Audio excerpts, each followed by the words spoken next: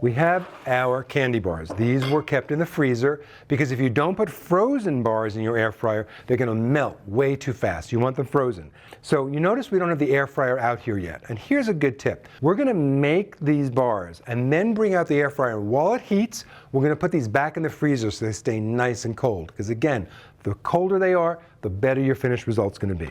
So to coat them, you pick up one frozen candy bar, you roll it around in flour to get it coated really well. Then we drop it in the beaten egg white and then into the crumbs. And this is why I'm wearing gloves, because this will now start to coat. Now, as you could see, there's still a lot of chocolate visible. That's not good. That means that when it gets fried, that'll leak. So we do it again.